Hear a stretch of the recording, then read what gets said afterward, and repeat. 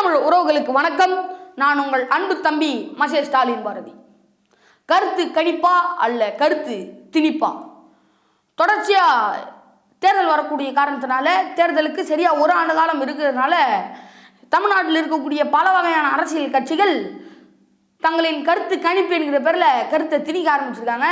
அது பத்திரிகைகளாக இருந்தாலும் சரி, நாளிதழ்களாக இருந்தாலும் சரி, ஊடகங்களாக இருந்தாலும் சரி, கருத்து கணிப்பு என்கிற பேரில் கருத்து திணிப்பை உண்மையை பொய்யாகவும் பொய்யை உண்மையாகவும் சொல்லக்கூடிய காலம் நேரம் எல்லாத்தையும் சரியாக பண்ணிட்டு இருக்காங்க. அதை ஏன் பண்ணுறாங்க, எதுக்கு பண்ணுறாங்க, அரசியல் இதுக்கு பின்னாடி யார் அரசியல் பண்ணுறா, ஏன் அப்படிங்கிறத இந்த காணொலியில் முழுமையாகவும் தெளிவாகவும் விரிவாகவும் பார்க்க போகிறோம்.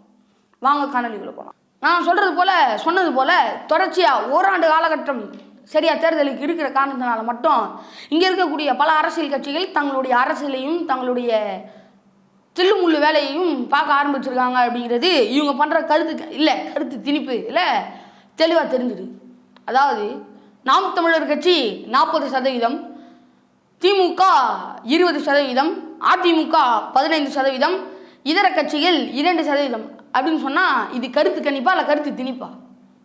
இதே போல தான் தமிழ்நாட்டில் இருக்கக்கூடிய ஊடகங்களும் பத்திரிகையாளர்களும் தொடர்ச்சியாக உண்மையை பொய்யாகவும் பொய்யை உண்மையாகவும் மாற்றி பேசிக்கிட்டு இருக்காங்க. ஏன் அப்படி பண்ணணும்? திமுக என்ன மக்கள் மனதில் அவ்வளோ ஆழமாக ஊன்றி இருக்கா? வெற்றி பெற்றுமா? நான் ஒரு ஊடகத்தில் பார்த்தேன் சமீபமாக #சீமான் அப்படின்னு ஒரு ப்ராஜெக்ட் உருவாகிறதாகவும், அந்த ப்ராஜெக்டில் சீமானுடைய கருத்தியலும் சீமான் அவர்கள் பேசக்கூடிய அவருடைய பாயிண்ட்டுகளும், அதாவது அவருடைய கொள்கை கோட்பாடுகளும் மக்கள் மனதில் ஆழமாகவும், இவங்க பேசக்கூடிய திராவிடன்ற கொள்கை மக்கள் மனதில் இறந்து போட்டதாகவும் அந்த கருத்து கணிப்போட முடிவு வந்துட்டு சொல்கிறாங்க அப்படின்னு மக்கள் சொல்கிறாங்க. பல பத்திரிகையாளரும் இப்படி ஒரு ப்ராஜெக்ட் பண்ணியிருக்காங்க அப்படிங்கிறத சொல்கிறாங்க. நம்ம வெளிப்படையாக இவங்க சொல்கிறதெல்லாம் நம்ம பார்க்க வேண்டாம், பொய்யெல்லாம் நம்ம பார்க்க வேண்டாம், உண்மை என்னங்கிறத பார்ப்போம். திமுக பண்ணுறது, நாம் தமிழர் பண்ணுறது. இப்போ இவ்வளோ பிரச்சனை நடந்துக்கிட்டு இருக்கு. நான் ஓட்டு போடுறதாவே நான் என் மனநிலையிலேருந்தே பேசுகிறேன். இப்போ தமிழ்நாடு அரசியல் நிலவரத்தை பார்த்தோம்னா கமல் அவர்கள் பிரச்சனையை பேசுகிறாங்க. இதுக்கு திமுக குரல் கொடுக்கல. மனோ தங்கராஜ் அவர்கள் மனோ தங்கராஜ் அவர்கள் திருவிழாங்கிறது ஒரு அநாகரிகமான கூட்டம், எதுக்கு போய் எல்லாம் கூறுறீங்க, சமூக நீதிக்கு அது எதிரானது அப்படிங்கிற மாதிரிலாம் பேசுகிறாரு. என்ன அது தமிழர் பாரம்பரியம் என்ன அப்படின்னா பெரியார் இப்படி தான் பண்ணி உழைச்சாரு. அது ஈவே ராமசாமி இப்படி தான் பண்ணார்.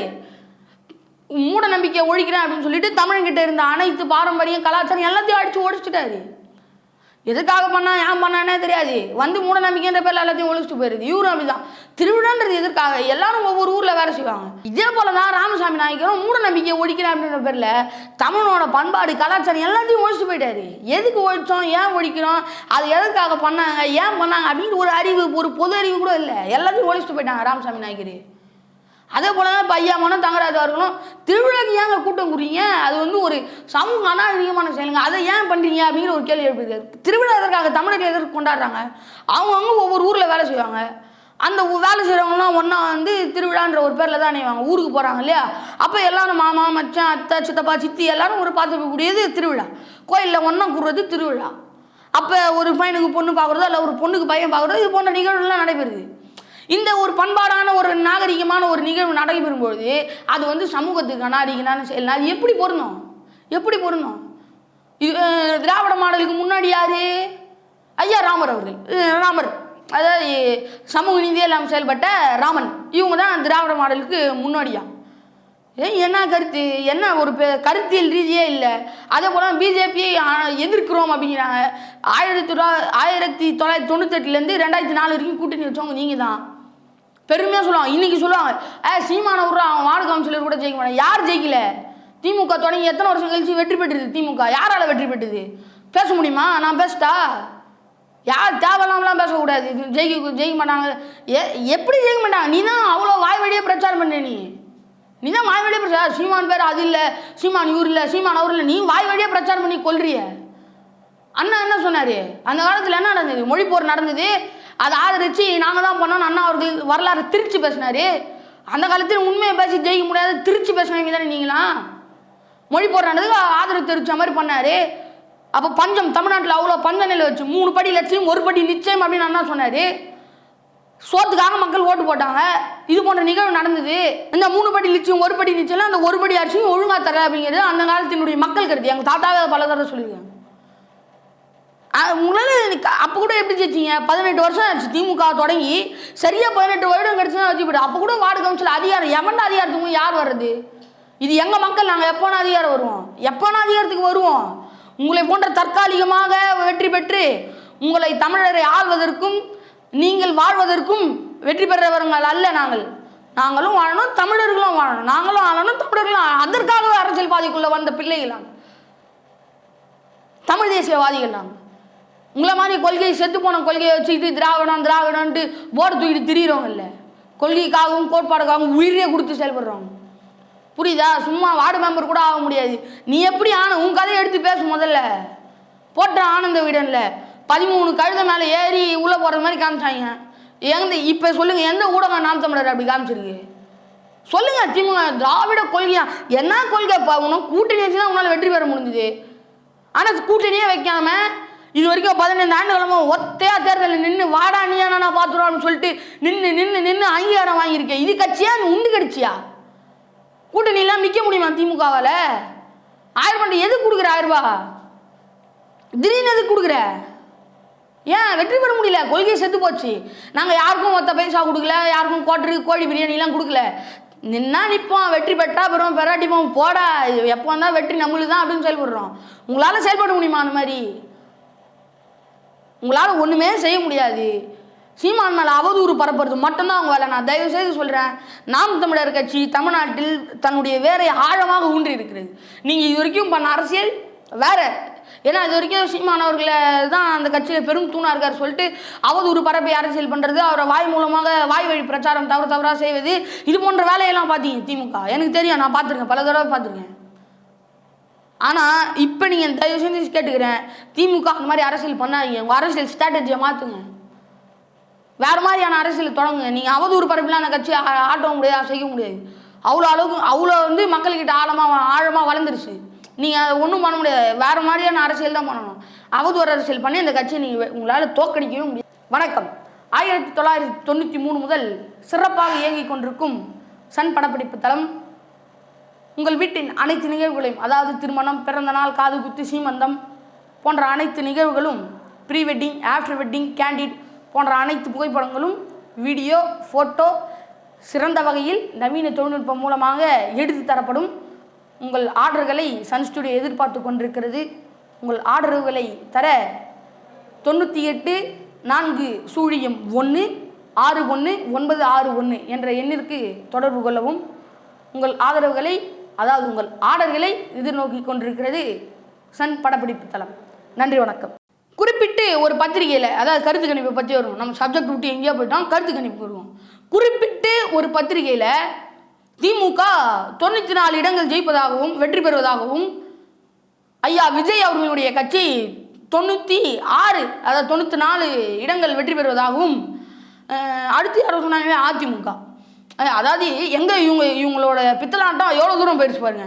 அதிமுக ஒரு 50 சீட்டு மிஞ்சி போனால் 50 சீட்டு ஜெயிக்குமா? இது மற்றும் அப்போ கூட நாம் தமிழர் கட்சின்ற பேரே போடல. அவங்க ஏதோ அவங்க கட்சிலாம் இல்லை, அவங்க ஏதோ ஒரு அமைப்பாக என்ஜிஓ செயல்படுறாங்க அப்படின்ற அளவுக்கு போட்டு வச்சுருக்காங்க. எங்கே நாம் தமிழர் கட்சி? எங்கே? இவங்க 3 பேர் தான் நான் போட்டியா? ஏண்டா எழுதுகிறவங்களுக்கு அறிவு இல்லை, பத்திரிக்கை எழுதுகிறவங்களுக்கு. ஸ்டாலின் என்ன பண்ணுறாரு? விஜய் எதிர்கட்சியாக நினைக்கிறாரு. ஐயா எடப்பாடி அவர்கள் தான் எதிர்கட்சியாக நினச்சி ஐயா எடப்பாடி அவர்கள் பேசுறதுக்கெலாம் பதிலும் திருப்பி பேசிகிட்டு இருக்காங்க. 2 பேரும் விவாதம் பண்ணுறாங்க. அவரே இவங்களெல்லாம் எதிர்கட்சியாக நினைக்கல, போடா அப்படின்ட்டு போயிட்டுருக்காரு. இவரு நம்ம வந்துட்டு விஜய் தான் எதிர்கட்சி. என்ன எதிர்கட்சி? நீ மாற்று சக்தி தானே. மாற்று சக்தி வரவன் எப்போ வரணும்? பெரிய பெரிய தலைவர்கள் இருக்கும்போது உள்ளே பூந்து ஏமாறணும். நீ அம்மா கிட்ட போயிட்டு இப்படி கை கட்டி நின்று வந்தனா? நீ உன் கதைலாம் எங்களுக்கு தெரியாதா? மாற்று சக்தி தானே. திமுகவுக்கும் மதிமுகவும் மாற்று சக்தியா? என்னமோ சொல்ல, டிஎம்கேக்கும் டிவிகேக்கும் தான் போட்டி. வந்து நில்லே, முதல்ல எங்கள் கட்சியை வெற்றி பெற்றுப்போ, அப்புறம் பார்த்துக்கலாம். உன்னால் கொள்கை ரீதியாகவும் வெற்றிலாம் பெற முடியாது. உன்னால் பணம் மட்டும்தான் செலவு பண்ண முடியும். மிஞ்சி போனால் இன்னொன்று உன் திரை கவர்ச்சி காட்ட முடியும். வேறு என்ன தான் உங்களால் பண்ண முடியும்? இதோ அவங்க கட்சியில் ஒரு என்னது கொள்கை பரப்பா, இதான் ஊடகவியலாளர் ஒருத்தர் இருக்கார். இந்தி திரும்பினா பாட்டு படிக்காமல் போயிரு. எங்கள் தலைவர் இதில் இந்தி திருப்பி சொல்லியிருக்காரு. என்ன இந்தி திருப்பி என்ன சொன்னீங்க? ஆர்ப்பாட்டம் பண்ணி காமிச்சிங்களா? பாட்டு பாடலாம் ஆர்ப்பாட்டமா? நீ மாற்று சக்தினா அப்போ வந்துருக்கணும். கலைஞர் உயிரோடு இருக்கும்போது வந்திருக்கணும், ஜெயலலிதா உயிரோடு இருக்கும்போது வந்திருக்கணும். இவங்க 2 பேரும் தமிழ்நாட்டில் எவ்வளோ பெரிய ஆளுமையான எதிர்த்து பேசும்போது சீமான் நின்னது. அந்த பலம் உங்களுக்கு இல்லைல்ல. நீ நான் சூப்பர் ஸ்டார் அப்படின்னா அப்போ வந்துருக்கணும், நீ உன் தைரியத்தை அப்போ காமிச்சிருக்கணும். என்ன கேரியரின் உச்சமா அப்போ காமி உச்சத்தை. எப்போ யார் உச்சம்னு பார்த்துருக்கலாம். அப்போ நின்னாரு கேம் சேஞ்சர்னா அதுதான் கேம் சேஞ்சர். இப்போ வந்துட்டு யாருமே இல்லை காலத்தில். ஸ்டாலின் பவர் லீடர் கிடையாது. எடப்பாடியும் இப்போ அந்த கட்சி வலுவிழந்திருக்கு. ஏதோ ஐயா எடப்பாடி அவங்களுடைய தலைமையினால ஓடுது அந்த கட்சி. திமுக ஏதோ பணத்தினால நின்றுட்டு இருக்கு, ஆட்சி அதிகாரத்தில் இருக்கனால உக்காந்துட்டு இருக்கு. நாம் தமிழர் மட்டும்தான் சீமான ஐயா அவர்கள் நல்லா ஓடிட்டு இருக்கு. அப்படி இப்படின்னு இருந்தாலும் கொஞ்சம் கூட குறைய பொருளாதாரம் எல்லாம் பிரச்சனையாக இருந்தாலும் அப்படி சரியாக ஓடிட்டு இருக்கு. மக்களால் சரியாக ஓட்டப்பட்டுக்கிட்டு இருக்கு. மக்களாலையும் ஓடுது, சீமானவர்களாலையும் ஓடுது. நீ மாற்று சக்தினா போடணும். இவங்க 2 பேர் இருக்கும்போது வந்து நான் தான் மாற்று சக்தி அப்படின்னு காமிச்சிருக்கணும். அதுக்கு நீங்கள் ஊடகங்கள்லாம் விலைக்கு வாங்கி வச்சுட்டு உங்களுக்கு சொம்படிச்சிட்டு எல்லா ஊடகமும் விஜய் வந்து 94 ஜெயிச்சிரு. எப்படி ஜெயிப்பார்? ஆதாரம் எங்க? மாற்று சக்தினா நீங்கள் எப்போ உள்ள வந்திருக்கணும்? ஐயா கலைஞர் அவர்களும் அம்மையா ஜெயலலிதா அவர்களும் உயிரோடு இருக்கும்போது உள்ளே வந்து உங்களுடைய திரையை காவரிச்சையும் உங்கள் ஆளுமையையும் காமிச்சிருக்கணும். இப்போ வந்துட்டு என்னுடைய கரியரின் உச்சம்னா நாங்கள் அசைக்க முடியாத சக்தியாக இருக்குமே. மாற்று சக்தி 15 வருடங்களாக எதிர்த்து ஒருத்தரை போராடிட்டு இருக்க, பெரிய மரத்தை எதிர்த்து போராடிட்டு இருக்கு. இப்போ வந்து நான் மாற்று சக்தினா நீ யாருங்களுக்கு மாற்று சக்தி? திமுகவுக்கு அதிமுக மாற்று சக்தி, மக்களுக்கு மாற்று சக்தி இல்லை. டிஎம்கேவோடையும் ஏடிஎம்கேவோட பிஜேபியோட பி டீம் நீங்கள். புரியுதுங்களா? நீங்கள் வந்து மக்களுக்கு மாற்று சக்தி கிடையாது. நாம் தமிழர் கட்சி மட்டும்தான் மக்களுக்கு மாற்று சக்தி. உங்களுக்கு கொள்கையும் இல்லை கோட்பாடும் இல்லை, ஒன்றும் இல்லை. வந்துட்டு நான் தான் நிற்பேன் அப்படிங்கிறீங்க. எப்படி நிற்பீங்க? உங்களுடைய கொள்கை என்ன, கோட்பாடு என்ன, உங்கள் சட்ட வரைவு என்ன, திட்டங்கள் என்ன? பகவத்கீதையை கொடுத்து மாத்துறீங்க, கேட்டால் சனாதன எதிர்ப்புங்கிறீங்க. உங்களுடைய கருத்தில் கோட்பாடு எதுவுமே சரியில்லை.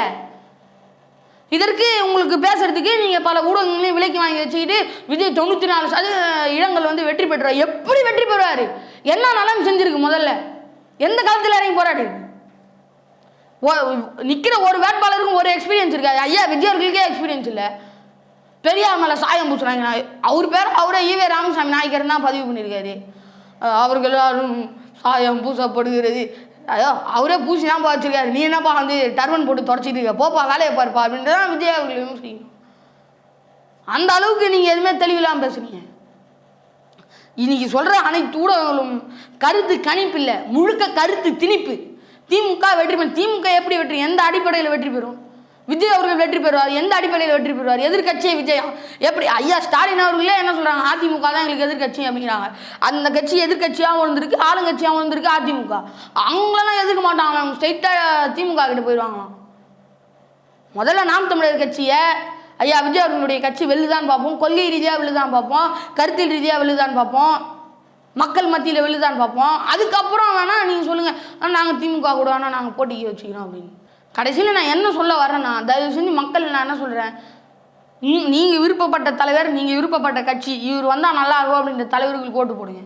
என்னை பொறுத்த வரைக்கும் சீமானவர்கள் எந்த பதவியிலையும் இல்லை, தமிழ் மக்களுக்காக இது வரைக்கும் குரல் கொடுக்குறாரு. யாருமே குரல் கொடுக்குறாரு. ஐயா கமல் அவர்கள் வேற்றுமொழிக்காரர் தான், ஆனால் தமிழுக்காக ஒரு சின்னதாக பேசினார். தமிழ்லேருந்து தோன்றியது கன்னடம் அப்படின்னாரு. அதுக்கு திமுக ஆதரவு கொடுக்கல. தமிழர்களுடைய பண்பாடை சமூக நாகரிகம் மற்றது. யாருக்கு யார் சமூக நாகரிகத்தை கற்றுக் கொடுக்குறது? இது போன்ற செயல்கள்லாம் பண்ணுறாங்க. ஐயா விஜய் அவர்கள் திக்கு தேசம் தெரியாமல் ஓடு, இஷ்டத்துக்கு ஓடு அப்படின்ற அளவுக்கு ஓடிட்டு இருக்காங்க. எந்த கட்சி தமிழ்நாட்டில் சரியாகலைங்க? நாம் தமிழர் கட்சியை தவிர சீமான் ஒருத்தர் மட்டும்தான் மக்களுக்கு குரல் கொடுக்குறத தவிர வேறு யாரும் கொடுக்கல. எல்லாம் வேடிக்கை பார்த்துட்டு சூப்பராக இருக்கு அப்படின்னு தான் போகிறாங்களே தவிர வேறு யாரும் எதுவும் பண்ணலை. தயவு செஞ்சு சொல்கிறேன், நாம் தமிழர் தம்பிகளோ அல்ல தமிழ் உறவுகளோ இந்த கருத்து கணிப்பை நினச்சி ஐயோ இப்படி சொல்லிட்டாங்களே அப்படின்னு யாரும் பதற வேண்டாம், பயப்பட வேண்டாம். அண்ணன் சீமானவர்களை பாட்டு ஓட்டு போடுற பிள்ளை தயங்கி நிற்காத. நீ இந்த கருத்து கணிப்பெல்லாம் பார்த்து பயப்பட வேண்டாம். அதெல்லாம் திணிப்பு தான். நம்ம எவ்வளோ திணிப்புகளை தாண்டி வந்திருக்கோம். அதை தாண்டி கஷ்டப்பட்ட நம்ம பட்ட சிந்திய உழைப்பிற்கு நம்ம வெற்றிக்கணிகளை பல பறிச்சிருக்கோம். ஆனால் நாம் தமிழர் தம்பிகளோ தமிழ் ரத்த உறவுகளோ யாரும் அஞ்ச வேண்டாம். இந்த கருத்து கணிப்பெல்லாம் கண்டு இது எல்லாமே நம் முன்னாடி காமிக்கக்கூடிய ஒரு மாயை. எப்படி சின்ன வயசில் வெப்பமர உச்சியில் நின்று பேயொன்று ஆடுதுன்னு அப்படின்னு ஐயா பட்டுக்கோட்டை கல்யாணம் சொன்னார் அவர்கள் அன்றைக்கே எழுதி வச்சுருக்காங்க. இது ஆரியமும் திராவிடமும் ஒரு மாயை.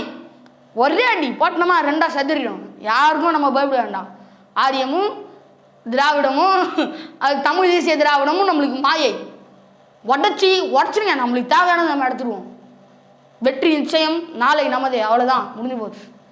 புரியுதுங்களா? அதனால் இந்த கருத்து கணிப்பெல்லாம் திணிப்பெல்லாம் கண்டு அஞ்ச வேண்டாம். நாம் தமிழர் கட்சி அசால்ட்டாக ஏறி அடிக்கும். வெற்றி நமதே. அவ்வளோதான். தமிழ் மக்கள்கிட்ட நம்ம வெற்றி பெறுவோம்.